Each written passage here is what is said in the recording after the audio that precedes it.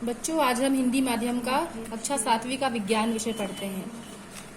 पाठ का नाम है प्राणियों में पोषण।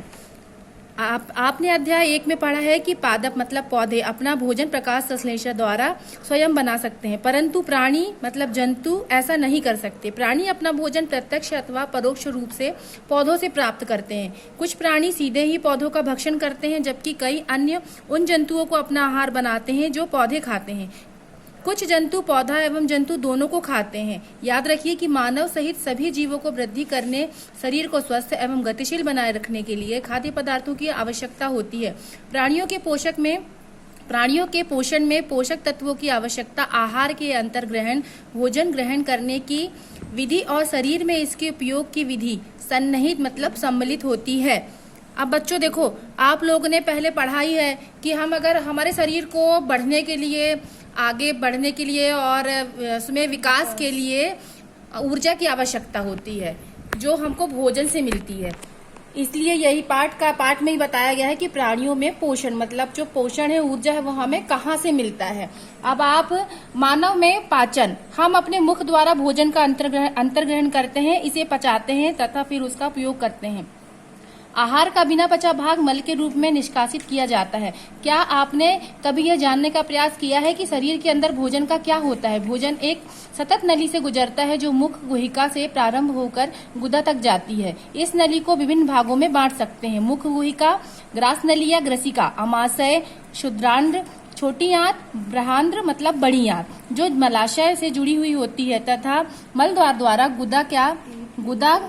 क्या यह बहुत लंबा मार्ग नहीं है? यह सभी भाग मिलकर आहार नाल पाचन नली का निर्माण करते हैं। जैसे जैसे भोजन के विभिन्न भागों से गुजरता है, उसके विभिन्न घटकों का पाचन भी क्रमिक रूप से होता जाता है। आमाशय की आंतरिक भित्ति, क्षुद्रांत्र तथा आहार नाल से संबंध विभिन्न ग्रंथियां जैसे कि लाल ग्रंथि, यकृत, अग्नाशय पाचक रस स्रावित करती है। पाचक रस जटिल पदार्थों को उनके सरल रूप में बदल देते हैं। आहार नाल एवं संबंध ग्रंथियां मिलकर पाचन तंत्र का निर्माण करते हैं।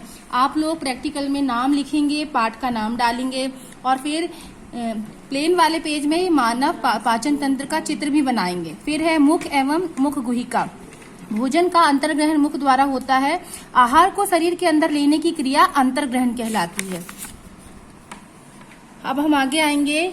यहाँ दांतों की अवस्था के बारे में बताया गया है, आप लोग रीड कर लेंगे घर में। उसके बाद है भोजन नली, निगला हुआ ग्रास नली अथवा ग्रसिका में जाता है। चित्र में देखेंगे अपन 2.2 में कि ये ग्रास नलिका का चित्र है पीछे। ग्रसिका के गले एवं वक्ष से होती हुई जाती है। ग्रसिका की भित्ति के संकुचन से भोजन नीचे की ओर सरकता है। वास्तव में संपूर्ण आहार नाल संकुचित होती रहती है तथा यह गति भोजन को नीचे की ओर धकेलती रहती है। चित्र 2.7, कभी कभी हमारा आमाशय खाए हुए भोजन को स्वीकार नहीं करता, फलस्वरूप वमन द्वारा उसे बाहर निकाल दिया जाता है। ऐसी घटना याद कीजिए जब भोजन के बाद आपने वमन किया हो तथा इसके कारण के विषय में सोचिए। अपने अभिभावकों एवं अध्यापकों से इस विषय पर चर्चा कीजिए। अब आप लोग ग्रसिका में भोजन की गति, इसका भी चित्र बनाएंगे। फिर है आमाशय। आमाशय मोटी भित्ति वाली एक थैलीनुमा संरचना है। यह चपटा एवं जे की आकृति के समान होता है, आप चित्र में देख सकते हैं, तथा आहार नाल का सबसे चौड़ा भाग है। यह एक ओर ग्रसिका मतलब ग्रास नली से खाद्य प्राप्त करता है तथा दूसरी ओर क्षुद्रांत्र में खुलता है। आमाशय का आंतरिक स्तर मतलब सतह श्लेष्मल, हाइड्रोक्लोरिक अम्ल तथा पाचक रस स्रावित करता है। श्लेष्मल आमाशय के आंतरिक स्तर को सुरक्षा प्रदान करता है। अम्ल अनेक ऐसे जीवाणुओं को नष्ट करता है जो भोजन के साथ वहां तक पहुंच जाते हैं। साथ ही यह माध्यम को अम्लीय बनाता है, जिससे पाचक रसों की क्रिया में सहायता मिलती है। पाचक रस प्रोटीन को सरल पदार्थों में विघटित कर देता है। इसके बाद आप लोग रीडिंग कर लेंगे। फिर आता है हमारा अमीबा में संभरण एवं पाचन। अमीबा जलाशयों में पाया जाने वाला एक कोशीय जीव है। अमीबा की कोशिका में एक कोशिका झिल्ली होती है। एक गोल सघन केंद्रक एवं कोशिका द्रव्य में बुलबुले के समान अनेक धानियां होती हैं।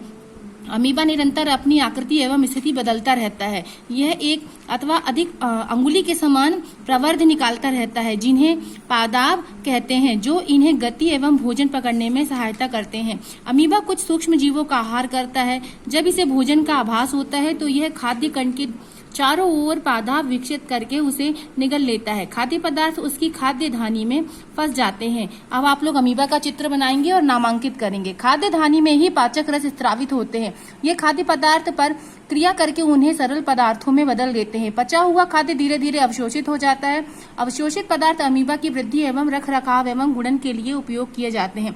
बिना पचा अपशिष्ट खाद्य धानी द्वारा बाहर निकाल दिया जाता है।